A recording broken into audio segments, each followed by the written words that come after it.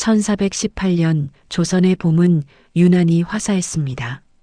16살 소녀 심씨는 창덕궁 후원을 거닐며 꽃잎이 흩날리는 모습을 바라보고 있었죠. 청송 심씨 가문의 딸로 태어난 그녀는 곧 충녕대군의 부인이 될 예정이었습니다. 평범한 양반가의 규수였다면 가질 수 있었을 소소한 행복들을 꿈꾸던 소녀에게 왕실로의 혼인은 영광이자 동시에 무거운 짐이기도 했습니다. 충녕대군, 훗날의 세종은 당시 21살의 청년이었습니다. 셋째 아들이었기에 왕위와는 거리가 멀 것이라 여겨졌던 그는 오로지 학문에만 몰두하고 있었죠. 첫 만남에서 심씨가 본 충녕대군은 책에서 눈을 떼지 못하는 선비 같은 모습이었습니다. 그의 눈빛에는 세상을 향한 깊은 호기심과 열정이 담겨 있었습니다. 책장을 넘기는 그의 손길은 조심스러우면서도 간절했죠. 심씨는 조용히 그 모습을 지켜보았습니다. 대군마마께서 그렇게 책만 보시면 눈이 상하실 텐데 하는 걱정이 들었죠. 충녕대군은 책 속에 세상의 모든 이치가 담겨 있다고 믿는 사람이었습니다. 하루라도 읽지 않으면 마음이 불안해지는 그런 성품이었죠. 심씨는 그때 이미 느꼈는지도 모릅니다.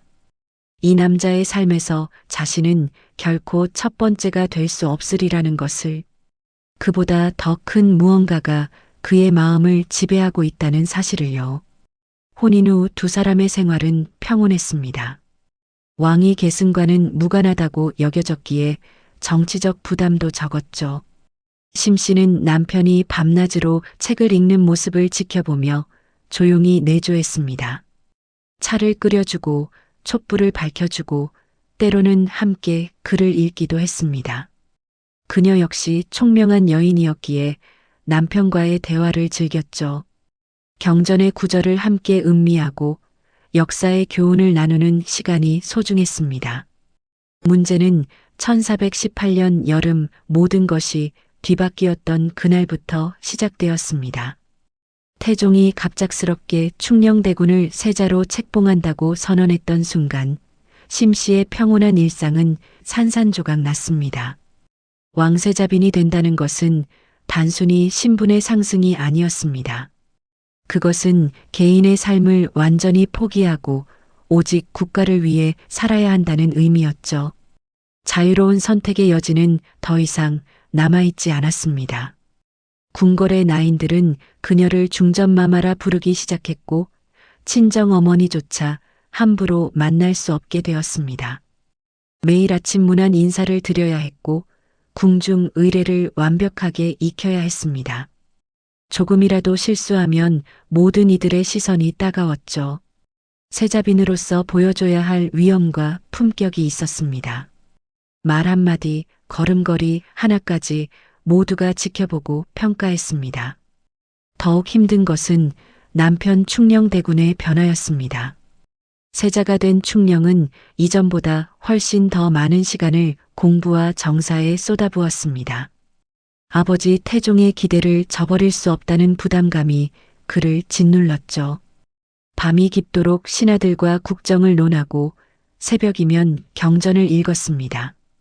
심씨가 보기에 남편의 얼굴은 날로 수척해져 갔습니다. 눈 밑에는 다크서클이 짙어졌고 이마의 주름도 깊어졌죠. 심씨는 조심스럽게 남편에게 일찍 주무실 것을 권했습니다. 오늘은 일찍 주무시는 것이 어떠한지 물었죠. 그렇지만 충녕의 대답은 언제나 같았습니다. 아직 읽어야 할 상소가 태산처럼 쌓여 있고 백성들의 목소리를 외면할 수 없다는 것이었습니다. 나라가 먼저, 백성이 먼저, 그리고 자신은 가장 나중이었죠. 심씨는 그런 남편을 원망할 수 없었습니다.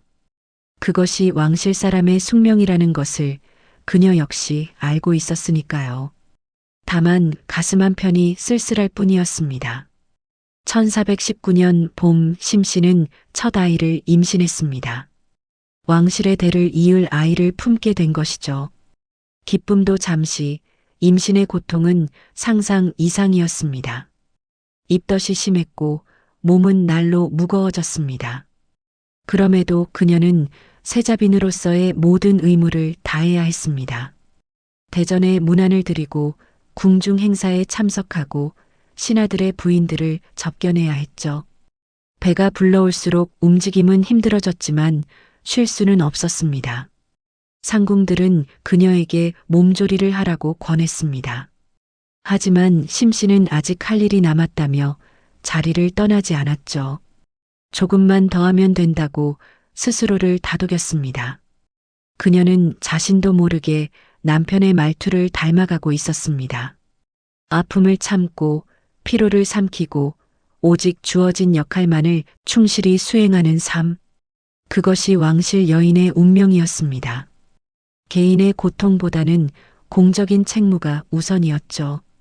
첫 아들 문종을 낳던 날 그녀는 생사의 경계를 넘나들었습니다. 산통은 하루 종일 계속되었고 몸에서 힘이 빠져나가는 것을 느꼈죠. 의식이 흐려질 때쯤 아이의 첫 울음소리가 들렸습니다. 그 순간 모든 고통이 보상받는 느낌이었죠. 심씨는 가까스로 미소를 지었습니다. 왕실의 적장자를 무사히 낳았다는 안도감이 밀려왔습니다. 충녕대군은 아들의 탄생을 진심으로 기뻐했습니다. 그날만큼은 책을 덮고 아내와 아이 곁에 머물렀죠. 심씨는 남편의 따뜻한 손길에 위로를 받았습니다. 이 순간만큼은 그도 한 사람의 남편이고 아버지였습니다. 국가의 무게를 잠시 내려놓은 평범한 가장의 모습이었죠. 충녕은 아기의 작은 손을 조심스럽게 잡고 한참을 바라보았습니다. 그의 눈가에 촉촉한 기운이 맺혔습니다. 하지만 그런 평온한 시간은 오래가지 못했습니다. 1422년 충녕대군이 정식으로 왕위에 올랐습니다. 세종대왕의 탄생이었죠. 그와 동시에 심씨는 조선의 국모, 왕비가 되었습니다. 이제 그녀는 더 이상 개인적인 감정을 드러낼 수 없는 존재가 되었습니다. 나라 전체가 그녀의 일거수일투족을 지켜보고 있었으니까요. 한숨조차 함부로 쉴 수 없는 자리였습니다. 왕비가 된 첫날 밤 심씨는 홀로 창문 너머 달을 바라보았습니다. 저 달은 예전에도 지금도 똑같이 빛나고 있는데 자신의 삶은 왜 이렇게 달라져 버렸을까요? 16의 소녀가 꿈꿨던 소박한 행복은 이미 아득히 멀어진 것 같았습니다. 대신 그녀 앞에는 끝없는 책무와 희생의 길만이 펼쳐져 있었죠. 손에 쥘 수 없는 행복, 돌아갈 수 없는 시간들이 아쉬웠습니다. 그날 밤 심씨는 결심했습니다. 이제 자신의 행복을 꿈꾸는 것은 그만두겠다고. 대신 남편을 온전히 지키고 자식들을 잘 키우고 나라의 어머니로서 역할을 다하겠다고 말이죠. 그것이 소원왕후로 살아갈 자신의 운명이라고 받아들였습니다. 창밖의 달빛은 여전히 차갑고 고요했습니다.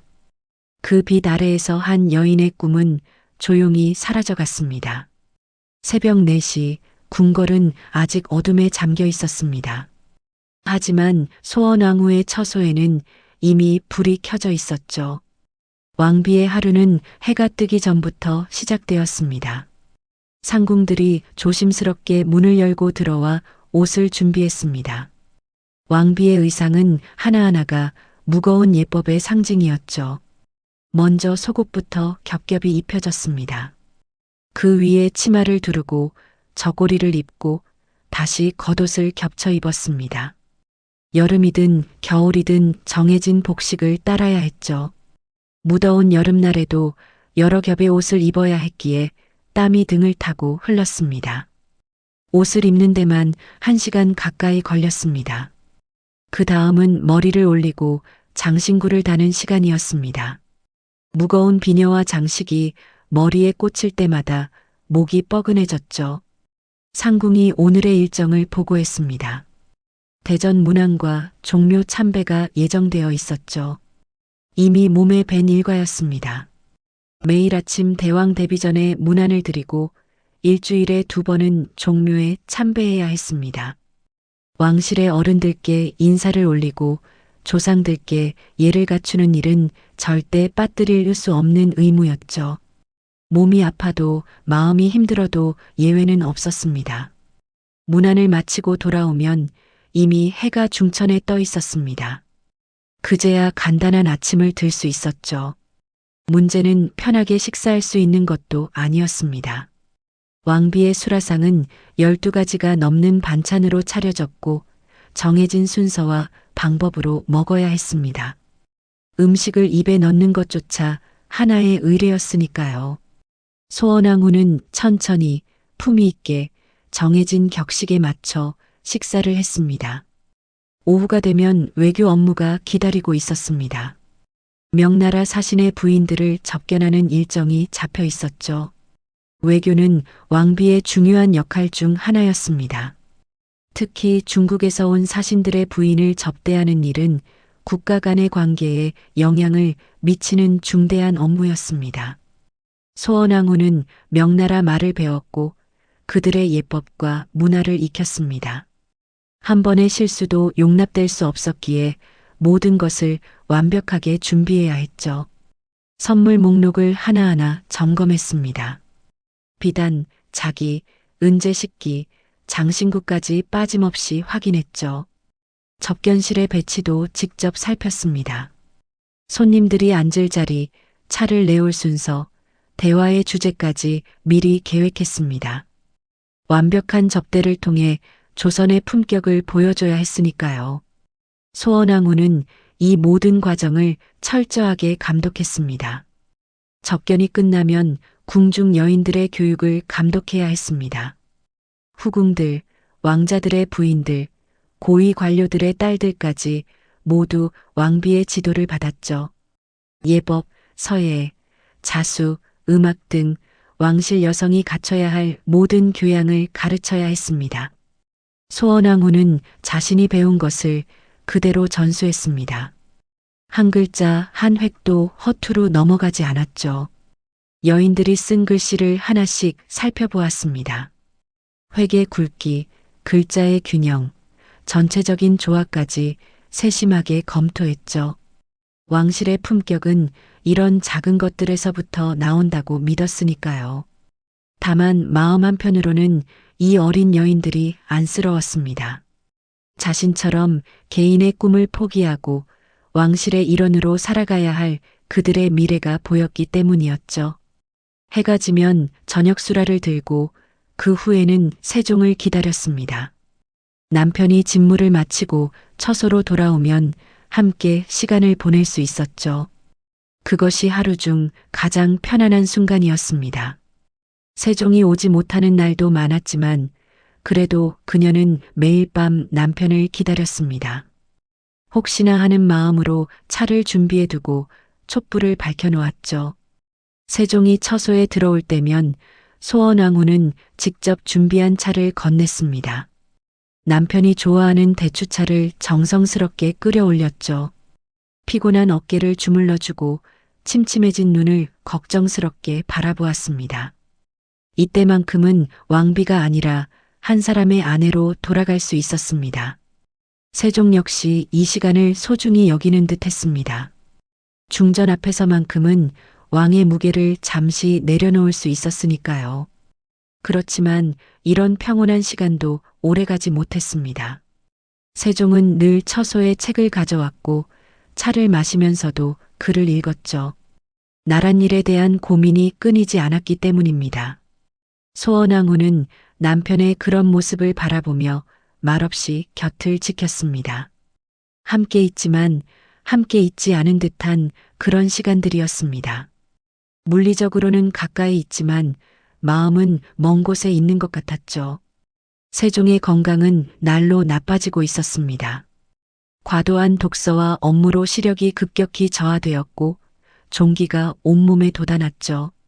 소원왕후는 어의를 불러 진찰을 받게 하고 보약을 다려 올렸습니다. 문제는 세종이 자신의 몸을 돌보는 일에는 관심이 없다는 사실이었습니다. 오직 해야 할 일을 끝내는 것만이 중요했죠. 아무리 간곡히 쉬기를 권해도 소용없었습니다. 밤이 깊어가면 소원왕후는 홀로 잠자리에 들었습니다. 세종은 대부분 집무실에서 밤을 새웠기 때문이었죠. 어둠 속에서 그녀는 남편을 걱정했습니다. 이렇게 몸을 혹사하다가는 큰 병이 날 것 같았습니다. 놀랍게도 왕비로서 할 수 있는 일은 제한적이었습니다. 남편에게 쉬라고 간청할 수는 있어도 강제할 수는 없었으니까요. 왕의 의지를 꺾을 권한은 왕비에게도 없었습니다. 소원왕후는 자식들 걱정도 해야 했습니다. 왕자와 공주들을 낳고 키우는 일 역시 그녀의 책무였죠. 그런데 왕실의 자녀 교육은 평범한 가정과는 완전히 달랐습니다. 왕자들은 어려서부터 제왕학을 배워야 했고 공주들은 혼인을 통해 왕실의 정치적 관계를 공고히 해야 했습니다. 부모의 사랑보다는 국가의 필요가 우선이었죠. 개인의 행복은 뒷전이었습니다.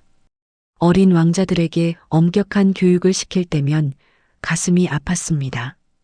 저들도 평범한 아이들처럼 뛰어놀고 싶을 텐데 왕실에 태어난 탓에 어린 나이부터 무거운 짐을 져야 했으니까요.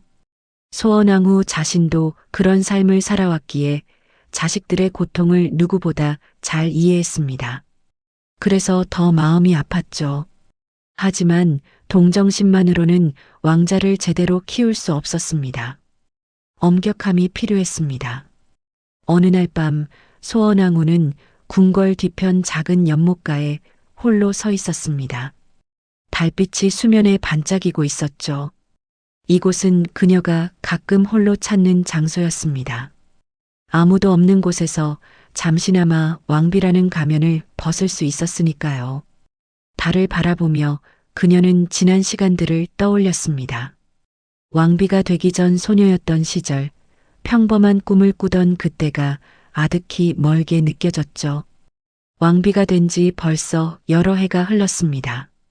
그동안 단 하루도 자신을 위한 시간은 없었죠. 아침에 눈을 뜨면 왕비였고 밤에 잠들 때도 왕비였습니다. 개인적인 감정을 드러낼 수도 편하게 쉴 수도 없었습니다. 모든 것이 정해진 규칙과 예법에 따라 움직여야 했죠. 때로는 숨이 막힐 것 같았습니다. 자유롭게 웃고 울고 화낼 수도 없는 삶이었으니까요. 하지만 불평할 수는 없었습니다. 이것이 자신이 선택한, 아니 선택받은 길이었으니까요. 수많은 여인들이 부러워하는 자리였고 나라를 위해 봉사할 수 있는 영광스러운 위치였습니다. 소원왕후는 그 사실을 잘 알고 있었죠.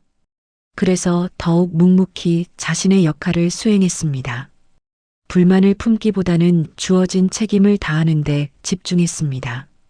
연못 위로 바람이 불어와 수면에 잔물결을 일으켰습니다. 달빛이 흔들리며 부서졌죠. 그 모습이 마치 자신의 삶 같다고 생각했습니다. 평온해 보이지만 끊임없이 흔들리는 삶. 겉으로는 화려하지만 속으로는 외로운 나날들. 그것이 왕비 소원왕후의 진짜 모습이었습니다. 누구도 알아주지 않는 고독한 싸움이었죠. 상궁이 조심스럽게 다가와 밤 공기가 차가우니 안으로 들어가시라고 권했습니다. 소원왕후는 고개를 끄덕이고 처소로 향했죠. 내일도 모레도 앞으로도 계속될 왕비의 일과를 위해 잠을 청해야 했습니다. 개인적인 감상에 젖어 있을 시간은 없었습니다. 왕비에게 허락된 것은 오직 의무뿐이었으니까요. 쉴 틈 없는 하루하루가 이어졌습니다. 잠자리에 들면서도 그녀의 머릿속에는 내일 해야 할 일들이 맴돌았습니다. 문안 인사, 접견, 교육 감독, 제례 준비. 끝없이 이어지는 책무들이었죠. 그런데 가장 걱정되는 것은 역시 남편 세종의 건강이었습니다. 오늘도 그는 집무실에서 밤을 새우고 있을 것입니다. 그 모습을 떠올리며 소원왕후는 깊은 한숨을 내쉬었습니다. 언젠가 그 몸이 견디지 못할 날이 올까 두려웠습니다. 1425년 한여름밤 소원왕후의 비명소리가 산실을 가득 채웠습니다. 셋째 아이를 낳는 중이었죠. 진통은 이미 이틀째 계속되고 있었습니다. 의녀들의 얼굴에는 초조함이 역력했습니다. 출혈이 멈추지 않았기 때문이었죠. 붉은 피가 이불을 적시고 바닥으로 흘러내렸습니다. 소원왕후의 의식이 점점 흐려졌습니다. 이대로 죽는 건가 하는 생각이 스쳐갔죠. 상궁이 급히 세종에게 보고했습니다. 중전마마의 상태가 매우 위중하다고. 세종은 산실 밖을 서성이며 손을 비틀었습니다. 평소 침착하던 그도 이때만큼은 어쩔 줄 몰라 했죠. 어이들이 급히 불려왔고 지혈을 위한 온갖 약재가 동원되었습니다. 궁궐 전체가 긴장감에 휩싸였습니다. 왕비가 출산 중 목숨을 잃는다면 왕실에 큰 위기가 닥칠 터였으니까요. 소원왕후는 희미한 의식 속에서 생각했습니다. 아직 죽을 수 없다고. 이미 낳은 두 아들을 생각했고 뱃속의 아이를 생각했죠. 이대로 눈을 감을 수는 없었습니다. 그녀는 마지막 힘을 끌어모았습니다. 온몸의 근육을 조이고 이를 악물었습니다. 의녀들의 다급한 목소리가 들렸습니다. 조금만 더 힘을 내시라고. 그리고 마침내 아기의 울음소리가 터져 나왔습니다. 안평대군이었습니다. 아이는 무사히 태어났지만 소원왕후의 상태는 심각했죠. 출혈이 계속되었고 체온이 급격히 떨어졌습니다. 의녀들이 온몸을 따뜻하게 감싸고 지혈약을 먹였습니다. 소원왕후는 사흘 동안 생사를 오갔습니다. 세종은 그 사흘 동안 단 한 번도 침전을 떠나지 않았죠. 아내의 손을 잡고 기도했습니다. 제발 살아나달라고, 자신을 두고 가지 말라고. 간신히 고비를 넘긴 소원왕후는 한 달 넘게 누워 지냈습니다. 몸은 극도로 쇠약해졌고 일어서는 것조차 힘들었죠. 그런데도 석 달 후에는 다시 왕비로서의 업무를 시작해야 했습니다. 제대로 회복되지도 않은 몸으로 문안을 드리고 의례에 참석했습니다. 그리고 이듬해 또다시 임신했습니다. 넷째 아이였죠. 소원왕후의 몸은 휴식을 모르는 출산 기계가 되어가고 있었습니다. 1428년 봄 비극이 찾아왔습니다. 다섯 번째로 낳은 공주가 태어난 지 사흘 만에 숨을 거둔 것이죠. 아기는 처음부터 몸이 약했습니다. 제대로 울지도 못했고 젖도 잘 먹지 못했습니다. 소원왕후는 밤낮으로 아이를 품에 안고 있었습니다. 제발 살아달라고 기도했죠. 하지만 작은 생명은 그녀의 품에서 차갑게 식어갔습니다. 마지막 숨을 내쉬는 순간 소원왕후는 비명을 삼켰습니다. 왕비는 울 수 없었습니다. 아무리 자식을 잃은 슬픔이라도 감정을 드러내서는 안 되었죠. 장례는 조용히 치러졌습니다. 작은 관이 땅에 묻히는 것을 보며 소원왕후는 눈물 한 방울 흘리지 못했습니다. 궁중 예법이 그것을 허락하지 않았기 때문이었죠. 밤에 홀로 처소로 돌아왔을 때 그녀는 이불을 뒤집어 쓰고 소리 없이 울었습니다. 가슴을 찢는 듯한 고통이었습니다. 품에 안고도 살리지 못한 아이에 대한 죄책감이 그녀를 짓눌렀습니다. 그때 궁궐에 소문이 돌았습니다. 영빈 강 씨가 건강한 왕자를 낳았다는 소식이었죠. 소원왕후는 그 소식을 들으며 복잡한 감정에 휩싸였습니다. 축하해야 할 일이었습니다. 왕실에 또 하나의 왕자가 태어났으니까요. 왕비로서는 당연히 기뻐해야 했죠. 그렇지만 자신은 딸을 잃었는데 후궁은 아들을 낳았다는 사실이 비참하게 느껴졌습니다. 왜 자신의 아이는 살리지 못했을까? 하늘이 자신을 버린 것은 아닐까? 더 큰 걱정은 맏아들 문종의 건강이었습니다. 세자는 어려서부터 몸이 약했죠. 자주 알아누웠고 안색도 좋지 않았습니다. 어이들이 온갖 보약을 달여 올렸지만 근본적인 해결책은 없었습니다. 소원왕후는 밤마다 세자의 침소를 찾아가 아이의 잠든 얼굴을 바라보았습니다.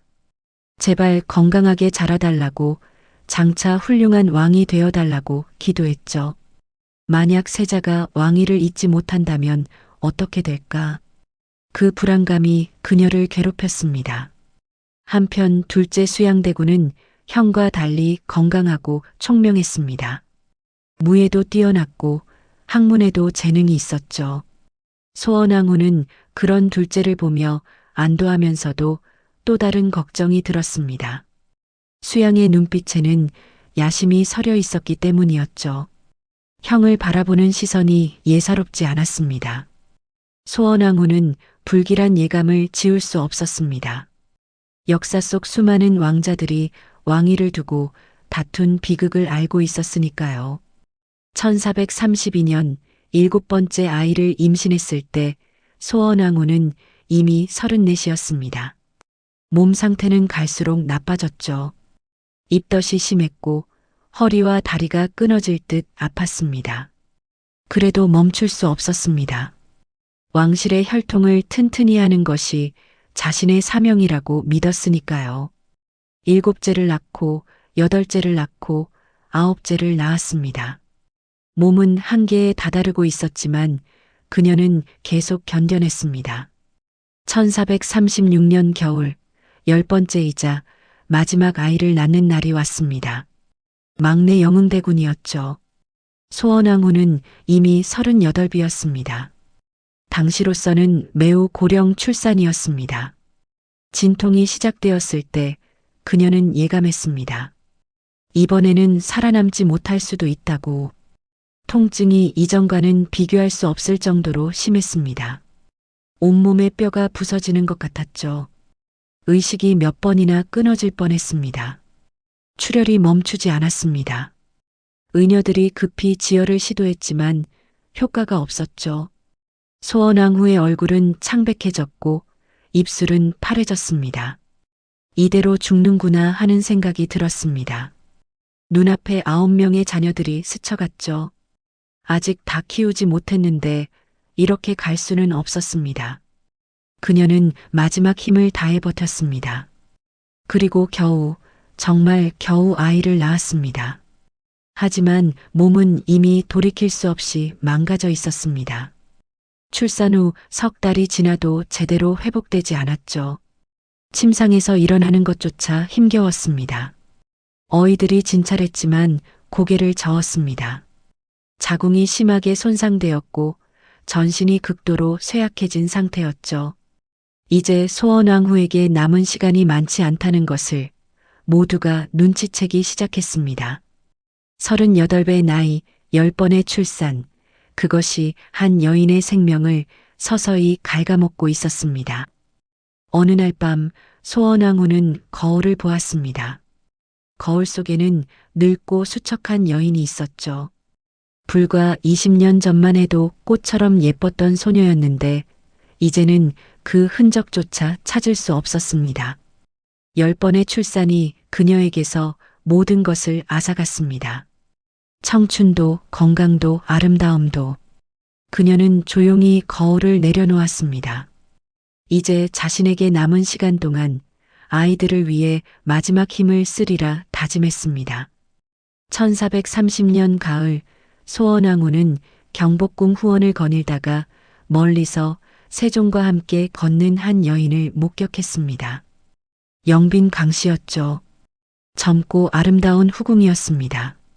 세종이 그녀에게 무언가를 말하며 미소 짓는 모습이 보였습니다. 그 순간 소원왕후의 가슴 속에서 뜨거운 무언가가 치솟았습니다. 질투였죠. 하지만 그녀는 곧바로 그 감정을 억눌렀습니다. 왕비가 질투를 드러낸다는 것은 있을 수 없는 일이었으니까요. 왕실에서 후궁의 존재는 당연한 것이었습니다. 왕실의 혈통을 보존하고 왕의 건강을 돌보기 위해 필요하다고 여겨졌죠. 소원왕후 역시 그 사실을 머리로는 이해했습니다. 왕비가 되기 전부터 알고 있던 일이었으니까요. 문제는 마음이었습니다. 이성으로는 받아들여도 감정으로는 도저히 용납할 수 없었죠. 자신이 10번이나 출산하며 몸을 혹사하는 동안 남편은 다른 여인들과도 시간을 보내고 있었습니다. 영빈 강 씨는 세종의 총애를 받는 후궁이었습니다. 총명하고 교양이 있어 세종과 학문적 대화를 나눌 수 있었죠. 소원왕후는 그 사실이 더욱 마음에 걸렸습니다. 단순히 젊고 예쁜 것만이 아니라 지적으로도 남편과 교감할 수 있다는 점이 위협적으로 느껴졌습니다. 자신이 임신과 출산, 육아로 지쳐 있을 때 영빈은 여유롭게 남편과 시를 논하고 있었으니까요. 궁중 연회가 열리는 날이었습니다. 소원왕후는 국모로서 자리에 앉아 모든 것을 주관해야 했죠. 후궁들도 참석했습니다. 영빈 강 씨가 화려한 옷을 입고 들어왔을 때 소원왕후는 애써 평온한 표정을 유지했습니다. 왕비로서 후궁들에게 관대하고 품위 있게 대해야 했으니까요. 미소를 지으며 자리를 안내하고 음식을 권했습니다. 그렇지만 속으로는 불길이 타올랐죠. 세종이 영빈에게 잔을 건네는 모습을 보았습니다. 작은 행동이었지만 소원왕후의 눈에는 특별해 보였죠. 남편이 자신에게는 보여주지 않는 여유로운 미소를 짓고 있었습니다. 자신과 함께 있을 때는 늘 국정 걱정에 찌든 얼굴이었는데 후궁 앞에서는 편안해 보였습니다. 그 대비가 소원왕후의 가슴을 후벼 팠죠. 자신은 왕비라는 무게 때문에 남편에게 편안함을 주지 못한다는 생각이 들었습니다. 연회가 끝나고 처소로 돌아온 소원왕후는 거울 앞에 앉았습니다. 거울 속 자신의 모습이 초라해 보였죠. 연이은 출산으로 몸은 망가졌고 얼굴에는 피로가 가득했습니다. 영빈의 젊고 생기 넘치는 모습과 비교되었습니다. 36의 나이였지만 이미 늙어버린 것 같았죠. 남편이 젊은 후궁에게 마음이 가는 것도 이해가 되었습니다. 그 생각이 더욱 비참하게 만들었습니다. 한편 후궁들 사이에서도 미묘한 경쟁이 벌어지고 있었습니다. 영빈 강 씨만이 아니라 신빈 김 씨, 혜빈 양 씨 등 여러 후궁이 왕의 총애를 받기 위해 애썼죠. 그들 각자가 왕자를 낳아 자신의 지위를 공고히 하려 했습니다. 소원왕후는 그런 후궁들의 움직임을 모두 파악하고 있어야 했습니다. 후궁들 간의 다툼이 궁중분란으로 번지지 않도록 조율하는 것도 왕비의 역할이었으니까요.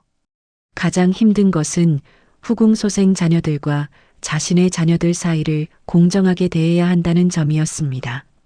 왕비로서는 모든 왕자와 공주를 똑같이 사랑해야 했죠. 그렇지만 어머니로서는 당연히 자신이 낳은 아이들이 더 소중했습니다. 후궁의 아들이 총명하다는 소문이 들릴 때면 은근히 자신의 아들과 비교하게 되었습니다. 그런 자신이 비좁게 느껴졌죠. 어느 날 밤 세종이 오랜만에 소원왕후의 처소를 찾았습니다. 그녀는 남편을 반갑게 맞이했죠. 차를 준비하고 피로한 어깨를 주물러 주었습니다. 세종이 편안한 표정으로 눈을 감았습니다.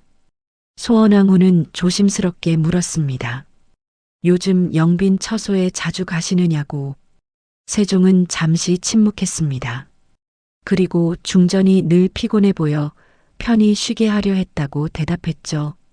그 말에 소원왕후는 아무 말도 할 수 없었습니다. 남편의 배려였지만 동시에 자신이 더 이상 매력적이지 않다는 의미로 들렸으니까요. 10번의 출산으로 지친 몸, 왕비로서의 끝없는 책무, 그로 인해 잃어버린 여성으로서의 매력. 모든 것이 한꺼번에 밀려왔습니다. 목구멍까지 올라온 울음을 겨우 삼켰죠. 왕비는 울 수 없었습니다. 약한 모습을 보여서는 안 되었습니다. 세종이 떠난 후 소원왕후는 홀로 앉아 긴 한숨을 내쉬었습니다. 질투하는 자신이 부끄러웠습니다. 왕비라면 이런 감정에 흔들려서는 안 되는데 결국 자신도 평범한 여자일 뿐이었죠. 남편을 다른 여자와 나눠야 한다는 현실이 고통스러웠습니다. 그렇지만 이 고통을 누구에게도 털어놓을 수 없었습니다. 왕비의 질투는 금기였으니까요. 다음 날 아침 소원왕후는 다시 왕비의 얼굴로 돌아왔습니다. 후궁들을 불러 궁중 예법을 교육하고 그들의 처소를 순시했죠. 영빈 강 씨를 만났을 때도 온화한 미소를 지었습니다. 겉으로는 관대한 국모의 모습이었습니다. 속으로 타오르는 질투의 불길은 철저히 감췄죠. 이것이 왕비로 사는 법이었습니다. 개인의 감정보다 왕실의 화합이 우선이었으니까요. 궁궐 후원을 홀로 거닐며 소원왕후는 생각했습니다. 자신이 정말 원했던 것은 무엇이었을까? 왕비의 자리였을까? 아니면 한 남자의 유일한 사랑이었을까? 이제 와서 후회해도 소용없었습니다. 이미 왕비가 되었고 10명의 자녀를 낳았고 되돌릴 수 없는 길을 걸어왔으니까요. 그녀는 고개를 들어 하늘을 바라보았습니다. 구름 한 점 없이 맑은 하늘이었죠. 그 하늘처럼 자신의 마음도 맑아질 수 있을까요? 소원왕후는 알 수 없었습니다. 1443년 겨울, 세종은 집무실에서 무언가에 몰두하고 있었습니다. 새로운 문자를 만드는 작업이었죠. 백성들이 쉽게 배우고 쓸 수 있는 글자, 그것이 그의 오랜 꿈이었습니다. 밤낮으로 연구에 매달렸고 학자들과 끊임없이 논의했습니다. 세종의 눈빛은 어느 때보다 열정적이었죠. 한편 소원왕후는 침상에 누워 있었습니다. 마지막 출산 이후 회복되지 않은 몸이 점점 더 약해지고 있었습니다. 상궁이 세종에게 보고했습니다. 중전마마의 상태가 좋지 않다고. 세종은 잠시 붓을 멈추고 고개를 들었죠.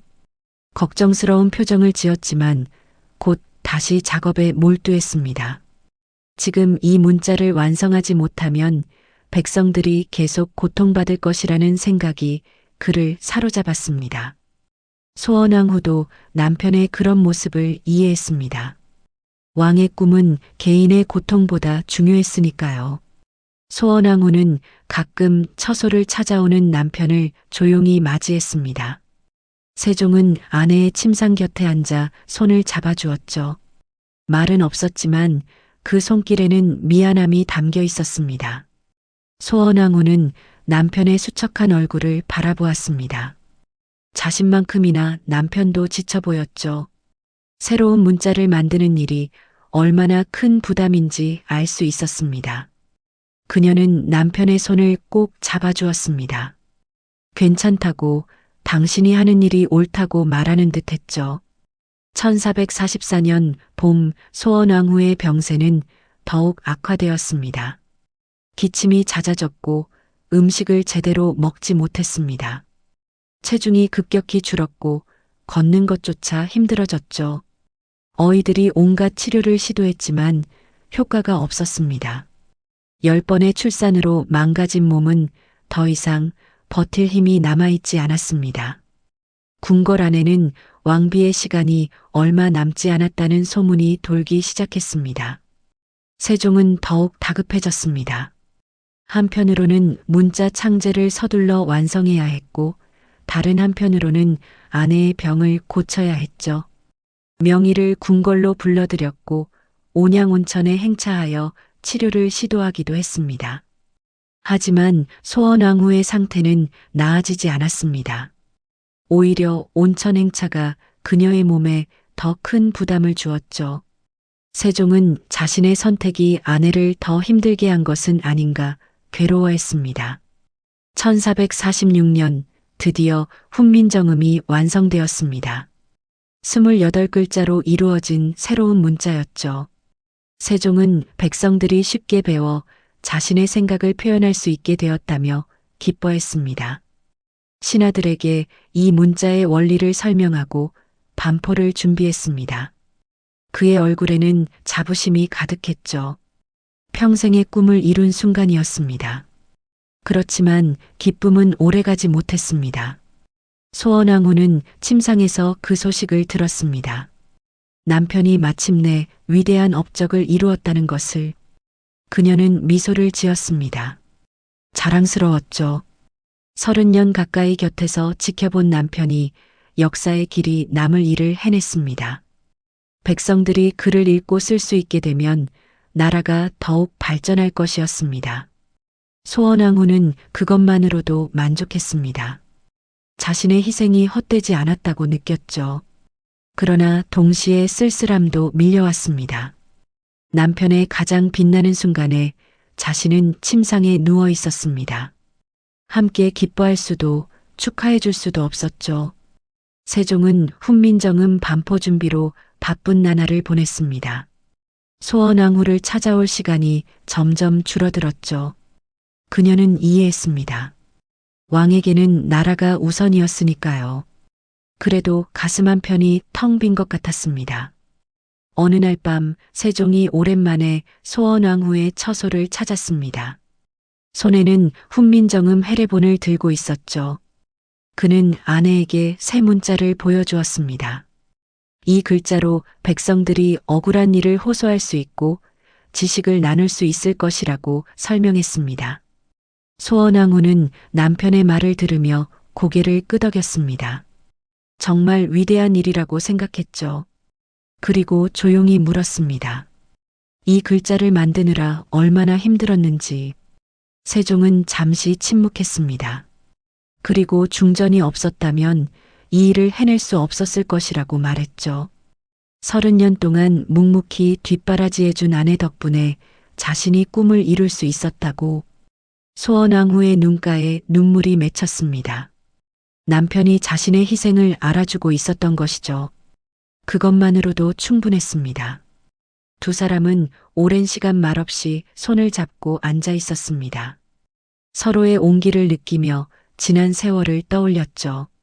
그렇지만 소원왕후는 알고 있었습니다. 자신에게 남은 시간이 많지 않다는 것을. 몸은 날로 약해졌고 숨쉬기조차 힘들어졌습니다. 밤마다 기침이 심해져 잠을 이룰 수 없었죠. 어이들이 고개를 저었습니다. 더 이상 할 수 있는 치료가 없다고. 소원왕후는 담담하게 받아들였습니다. 이미 예상했던 일이었으니까요. 이제는 마지막을 준비할 때였습니다. 소원왕후는 자식들을 불러 하나하나 당부했습니다. 문종에게는 훌륭한 왕이 되라고, 수양에게는 형을 잘 보필하라고 말했죠. 안평에게는 예술적 재능을 펼치되 왕자로서의 본분을 잊지 말라고 했습니다. 나머지 자식들에게도 각자에게 맞는 조언을 남겼습니다. 아이들은 어머니의 손을 잡고 울었습니다. 소원왕후는 눈물을 참으며 미소 지었죠. 울지 말라고, 자신은 행복했다고 말했습니다. 세종에게도 마지막 부탁을 했습니다. 자식들을 잘 돌봐달라고, 특히 병약한 문종을 각별히 보살펴달라고. 그리고 자신의 일로 너무 슬퍼하지 말고 나란 일에 집중해달라고 말했죠. 세종은 아내의 말을 듣고 고개를 숙였습니다. 목이 메어 말이 나오지 않았습니다. 30년을 함께한 동반자를 잃는다는 현실이 실감나지 않았죠. 왕으로서는 평정을 유지해야 했지만 남편으로서는 무너질 것만 같았습니다. 1446년 음력 3월 소원왕후는 마지막 날을 맞이했습니다. 세종이 곁을 지켰고 자식들도 모두 모였죠. 그녀는 가족들의 얼굴을 하나씩 바라보았습니다. 사랑하는 사람들이었습니다. 비록 왕비로서의 삶은 고통스러웠지만 이 가족과 함께한 시간은 소중했죠. 소원왕후는 마지막 미소를 지으며 눈을 감았습니다. 향년 38, 짧지만 치열했던 한 여인의 삶이 끝나는 순간이었습니다. 역사는 1446년을 훈민정음 반포의 해로 기억합니다. 세종대왕의 가장 위대한 업적이 완성된 해였죠. 그렇지만 그 빛나는 업적 뒤에는 한 여인의 죽음이 있었습니다. 30년 동안 왕을 뒷바라지하며 자신을 희생했던 소원왕후. 그녀의 이야기는 역사책에 단 몇 줄로만 기록되었습니다. 세종의 위대함이 빛날수록 그녀의 희생은 더 깊은 그림자 속으로 묻혀갔습니다. 소원왕후가 숨을 거둔 그날 밤, 세종은 아내의 손을 놓지 못했습니다. 차가워진 손을 계속 잡고 있었죠. 신하들이 조심스럽게 다가와 이제 장례 준비를 해야 한다고 아뢰었습니다. 세종은 고개를 끄덕였지만 자리에서 일어나지 못했습니다. 30년 가까이 함께한 동반자가 이렇게 떠나버렸다는 현실이 믿기지 않았습니다. 왕으로서는 평정을 유지해야 했지만 한 사람의 남편으로서는 완전히 무너져 버렸죠. 다음 날 아침 세종은 집무실로 향했습니다. 신하들이 놀란 표정으로 바라보았죠. 중정께서 승하하신 지 하루밖에 안 지났는데 벌써 정사를 보시느냐고 물었습니다. 세종은 담담하게 대답했습니다. 왕의 슬픔으로 나란 일을 멈출 수는 없다고. 신하들은 감탄하면서도 안타까워했습니다. 왕의 얼굴에는 깊은 피로와 슬픔이 역력했으니까요. 그렇지만 세종은 상소문을 읽고 결재를 하고 회의를 주재했습니다. 집무 시간 내내 세종의 머릿속에는 아내의 모습이 떠올랐습니다. 처음 만났던 16의 소녀, 왕비가 되어 의연하게 궁중을 이끌던 모습, 아이를 낳으며 고통받던 순간들, 모든 기억이 파노라마처럼 스쳐갔죠. 특히 마지막 며칠 동안 병상에서 자신을 바라보던 눈빛이 잊히지 않았습니다. 그 눈에는 사랑과 이해, 그리고 작별의 의미가 담겨 있었습니다. 신하 중 한 명이 조심스럽게 물었습니다. 전하께서는 괜찮으시냐고. 세종은 잠시 침묵했습니다. 괜찮을 리 없었죠. 평생의 동반자를 잃었는데 어떻게 괜찮을 수 있겠습니까? 그렇지만 왕은 자신의 감정을 함부로 드러낼 수 없었습니다. 국가의 지도자가 슬픔에 빠져 있으면 나라 전체가 흔들릴 터였죠. 세종은 고개를 저으며 정사를 계속 보자고 말했습니다. 밤이 되어 혼자 침전으로 돌아왔을 때 세종은 비로소 무너졌습니다. 아내가 누워있던 침상을 바라보며 눈물을 흘렸죠. 소리내어 울 수는 없었습니다. 왕의 눈물은 함부로 흘려서는 안 되는 것이었으니까요. 그저 조용히 혼자서 가슴속 깊은 곳에서 울어야 했습니다. 30년 동안 자신을 위해 모든 것을 희생한 아내에게 제대로 보답하지 못했다는 후회가 밀려왔습니다. 소원왕후의 장례는 성대하게 치러졌습니다. 왕비의 예에 맞춰 모든 의식이 진행되었죠. 세종은 장례 절차 하나하나를 직접 챙겼습니다. 아내에게 해줄 수 있는 마지막 일이었으니까요. 능의 위치를 정하고 성물을 배치하고 제례 방식을 세밀하게 지시했습니다. 신하들은 전하께서 너무 무리하신다고 걱정했지만 세종은 멈추지 않았습니다.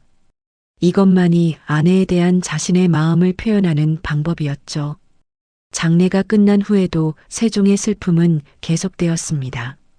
평소처럼 새벽에 일어나 책을 읽으려 했지만 집중이 되지 않았죠. 글자가 눈에 들어오지 않았습니다. 중전이 끓여주던 차 맛이 그리웠고 어깨를 주무르던 손길이 그리웠습니다. 무엇보다 곁에서 조용히 자신을 지켜봐주던 그 존재가 너무나 그리웠죠. 세종은 처음으로 깨달았습니다. 자신이 얼마나 아내에게 의지하고 있었는지를. 신하들이 재혼을 권했습니다. 왕실에는 왕비가 필요하다고 중전의 자리를 비워둘 수 없다고 말했죠. 세종은 단호하게 거절했습니다. 다시는 장가들지 않겠다고 선언했습니다. 소원왕후만이 자신의 유일한 아내였고 그 자리를 다른 누구도 대신할 수 없었습니다. 신하들은 더 이상 말을 꺼내지 못했죠. 왕의 결심이 확고했기 때문입니다. 세종은 아내가 남긴 유품들을 하나하나 살펴보았습니다. 왕비의 옷, 장신구, 친필 글씨들이 남아 있었죠. 그 중에서 소원왕후가 직접 수놓은 비단 주머니를 발견했습니다. 안에는 작은 종이가 들어 있었습니다. 아내가 남긴 마지막 편지였죠. 편지에는 세종에 대한 감사와 사랑이 담겨 있었습니다. 훌륭한 왕의 곁에서 평생을 보낼 수 있어 행복했다고, 자신을 잊지 말아달라고 적혀 있었습니다. 세종은 편지를 읽으며 눈물을 흘렸습니다. 아내는 자신에게 고마워했지만 정작 고마워해야 할 사람은 자신이었습니다. 소원왕후 없이는 지금의 자신도 없었을 터였죠. 훈민정음도 그 어떤 업적도 아내의 헌신 없이는 불가능했을 것입니다. 세종은 편지를 소중히 간직했습니다. 평생 곁에 두고 아내를 기억하기로 마음먹었죠. 시간이 흘렀지만 세종의 그리움은 줄어들지 않았습니다. 정사를 보다가도 문득 중전의 얼굴이 떠올랐고, 책을 읽다가도 함께 공부하던 시절이 생각났습니다. 훈민정음을 반포할 때도 아내가 곁에 있었다면 얼마나 좋았을까 하는 아쉬움이 들었죠. 가장 기쁜 순간에 함께할 사람이 없다는 사실이 세종을 더욱 외롭게 만들었습니다. 세종의 건강도 급격히 나빠졌습니다. 아내를 잃은 충격이 그의 몸과 마음을 더욱 쇠약하게 만들었죠. 이미 앓고 있던 안질, 당뇨, 종기 등이 악화되었습니다. 어이들이 치료를 시도했지만 효과가 없었습니다. 세종 자신도 자신의 시간이 얼마 남지 않았음을 느꼈습니다. 어쩌면 곧 아내를 따라갈지도 모른다는 생각이 들었죠. 그래도 세종은 마지막까지 왕으로서의 책무를 다했습니다. 나란 일을 소홀히 하지 않았고 백성들을 위한 정책을 계속 추진했습니다. 그것이 아내가 바랐던 일이라고 믿었기 때문이었죠. 소원왕후는 남편이 슬픔에 빠져 국정을 소홀히 하지 않기를 바랐습니다. 세종은 아내의 그 마지막 당부를 지키기 위해 애썼습니다. 밤마다 세종은 홀로 하늘을 바라보았습니다. 저 하늘 어딘가에 아내가 있을까요? 자신을 내려다보며 걱정하고 있을까요? 세종은 조용히 중얼거렸습니다. 조금만 기다리라고, 자신도 곧 갈 것이라고. 그때는 평범한 부부로 다시 만나고 싶다고. 왕과 왕비가 아닌 그저 한 남자와 한 여자로 말이죠. 별빛만이 세종의 독백을 들어주고 있었습니다. 세종은 알고 있었습니다. 역사는 자신의 업적만을 기억할 것이라는 사실을. 훈민정음, 과학기술의 발전, 영토 확장 등 화려한 치적들만이 기록될 터였죠. 그렇지만 그 모든 것의 뒤에는 소원왕후의 희생이 있었습니다. 세종은 다짐했습니다. 자신만큼은 아내를 절대 잊지 않겠다고. 죽는 날까지 그녀를 기억하며 살아가겠다고. 그것이 30년을 함께한 동반자에게 할 수 있는 마지막 예의였습니다. 소원왕후가 세상을 떠난 후 가장 큰 충격을 받은 것은 자녀들이었습니다. 10명의 왕자와 공주들은 어머니를 잃은 슬픔에 빠졌죠. 특히 맏아들 문종은 며칠 동안 식음을 전폐했습니다. 어머니가 자신에게 얼마나 많은 것을 희생했는지 알고 있었기 때문입니다.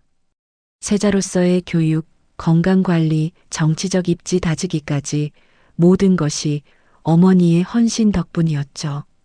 이제 그 든든한 버팀목이 사라져버렸습니다. 문종은 어머니의 유언을 떠올렸습니다. 훌륭한 왕이 되라는 당부였죠. 하지만 그의 몸 상태는 갈수록 나빠지고 있었습니다. 어려서부터 앓았던 지병들이 악화되었고 어머니를 잃은 충격으로 더욱 쇠약해졌습니다. 문종은 불안했습니다. 과연 자신이 왕위를 제대로 이어갈 수 있을까? 어머니가 그토록 바랐던 훌륭한 왕이 될 수 있을까? 밤마다 그 걱정이 그를 괴롭혔죠. 둘째 수양대군의 반응은 달랐습니다. 겉으로는 슬픔을 표현했지만 그의 눈빛에는 다른 무언가가 담겨 있었죠. 형 문종이 약해지는 모습을 지켜보며 무슨 생각을 하는지 알 수 없었습니다. 소원왕후가 살아있었다면 수양을 더 엄하게 다스렸을 터였습니다. 그녀는 둘째의 야심을 일찌감치 알아챘고 경계했죠. 그렇지만 이제 어머니는 없었습니다. 수양을 견제할 사람이 사라진 것입니다. 셋째 안평대군은 어머니를 그리워하며 그림을 그렸습니다. 어머니의 초상화를 그리고 생전에 좋아하시던 꽃들을 그렸죠. 예술가 기질이 강했던 안평에게 어머니의 죽음은 깊은 상처를 남겼습니다. 그는 그림을 통해 슬픔을 표현했습니다. 하지만 안평 역시 왕실의 정치적 소용돌이에서 자유로울 수 없었죠. 형제들 사이에 미묘한 긴장 관계를 느끼고 있었습니다. 나머지 왕자들도 각자의 방식으로 어머니의 빈자리를 느꼈습니다. 이명대군, 광평대군, 금성대군, 평원대군, 영흥대군까지 모두가 상실감에 빠졌죠. 어머니는 단순히 낳아준 사람이 아니었습니다. 그들을 교육하고 보살피고 왕자로서의 길을 일러준 스승이었습니다. 이제 그 안내자가 없는 길을 스스로 걸어가야 했습니다. 어린 왕자들에게는 너무나 큰 짐이었죠. 두 공주 정서공주와 정의공주는 어머니를 닮아가려 애썼습니다. 어머니가 가르쳐준 예법과 교양을 잊지 않으려 노력했죠. 소원왕후는 딸들에게 왕실 여성으로서의 품격을 강조했습니다. 공주들은 그 가르침을 가슴에 새기며 살아갔습니다. 하지만 어머니처럼 강인하고 현명한 여성이 되기란 쉽지 않았습니다. 곧 정략 혼인을 해야 할 날이 다가오고 있었죠. 세종은 아이들을 하나하나 불러 위로했습니다. 어머니의 뜻을 이어받아 각자의 자리에서 최선을 다하라고 당부했죠. 특히 문종에게는 각별한 관심을 기울였습니다. 차기 왕위 계승자로서 튼튼히 키워야 했으니까요.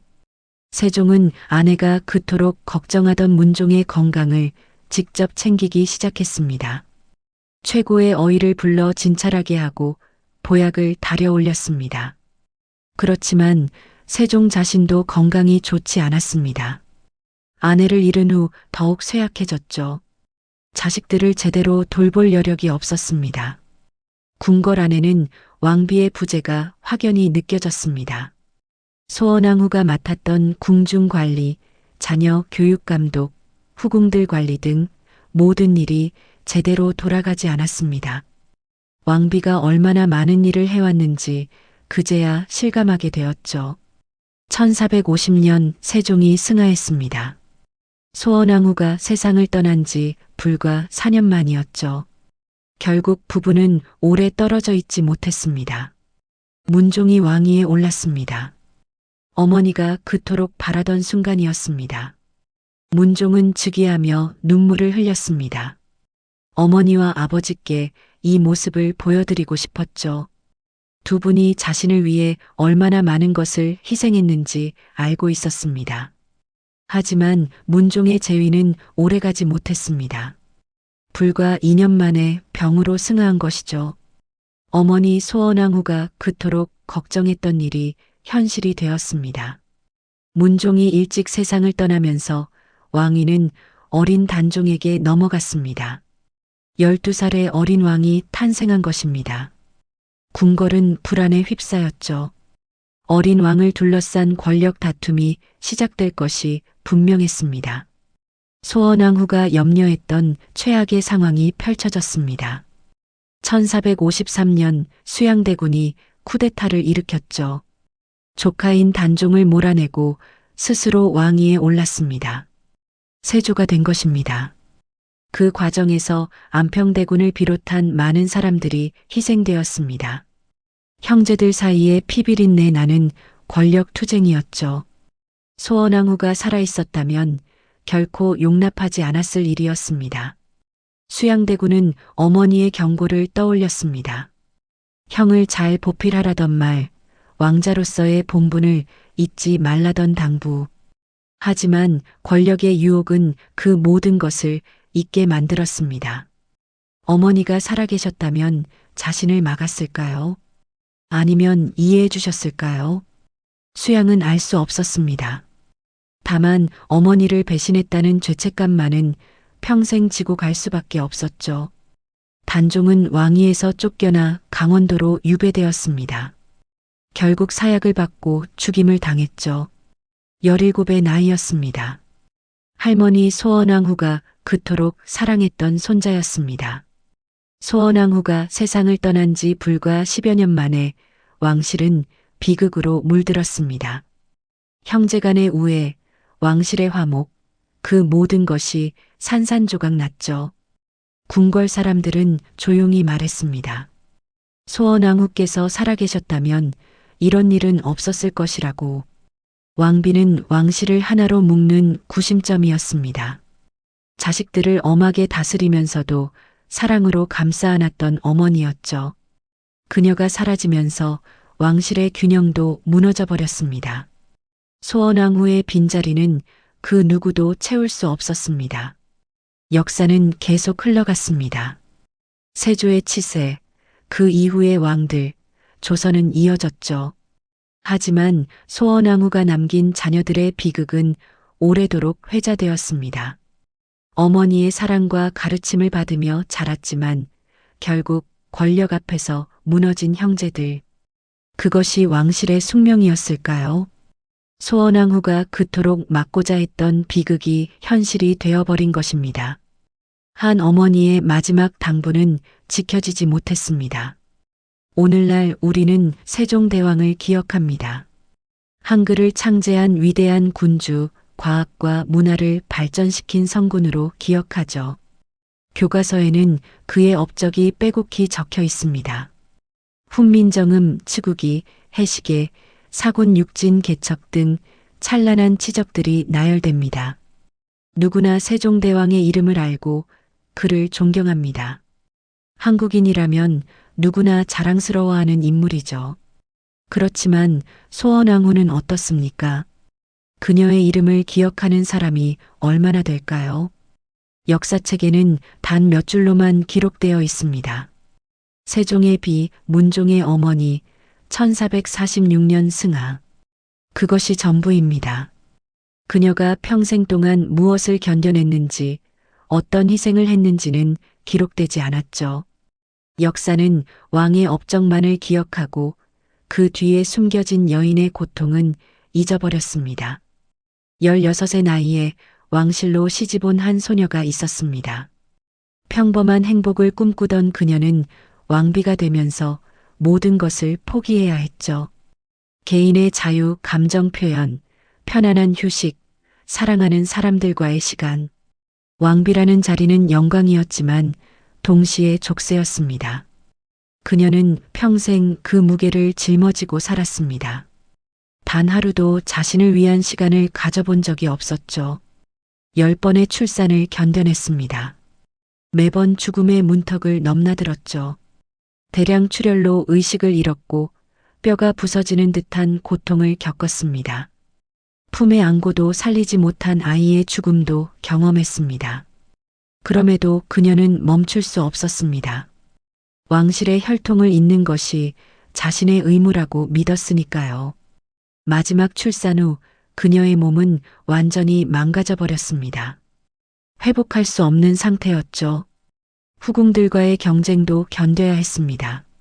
남편을 다른 여인과 나눠야 하는 고통을 삼켰죠. 질투하는 자신이 부끄러웠지만 그 감정조차 드러낼 수 없었습니다. 왕비는 관대해야 했고 품위를 지켜야 했으니까요. 겉으로는 미소 지으며 후궁들을 대했지만 속으로는 불길이 타올랐습니다. 그 이중적인 삶을 평생 살아야 했죠. 한 사람의 여자로서의 고통을 누구에게도 털어놓을 수 없었습니다. 자식들을 위해서도 모든 것을 바쳤습니다. 10명의 아이를 낳고 키우는 일은 상상을 초월하는 고된 작업이었죠.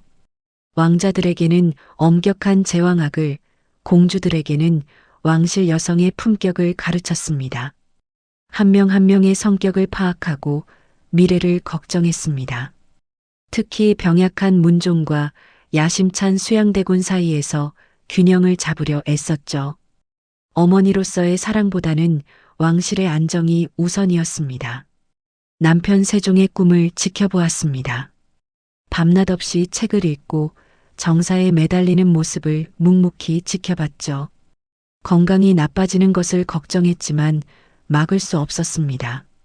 왕의 의지를 꺾을 권한은 왕비에게도 없었으니까요.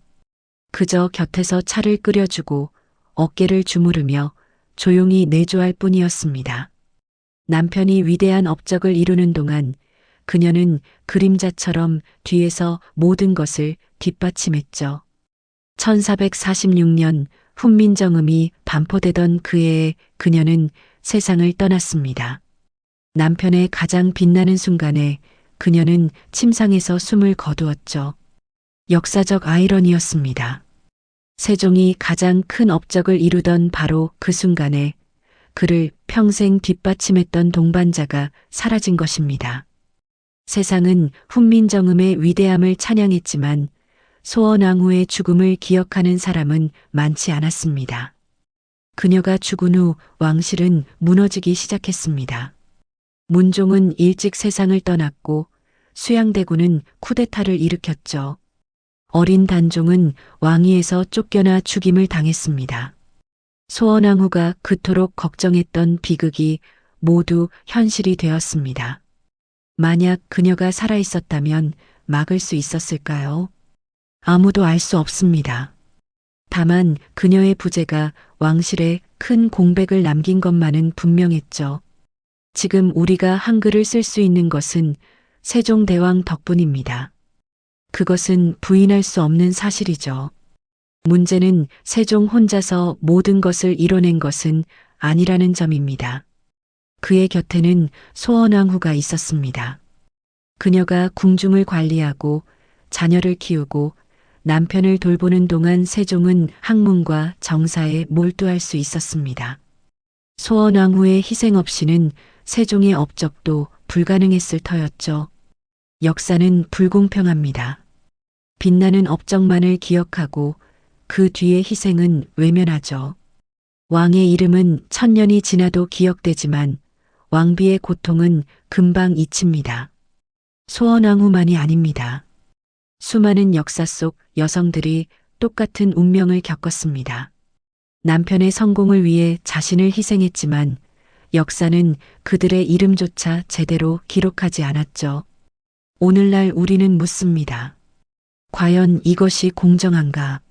세종의 위대함을 인정하는 동시에 소원왕후의 희생도 기억해야 하지 않을까요? 한글은 세종 혼자 만든 것이 아닙니다. 그것은 세종과 소원왕후 그리고 수많은 사람들의 노력이 모여 이뤄낸 결과였습니다. 특히 소원왕후 없이는 세종도 없었을 것입니다. 그녀의 내조와 희생이 세종을 성군으로 만들었으니까요. 소원왕후는 평생 왕비로 살았습니다. 한 번도 자신을 위한 삶을 살지 못했죠.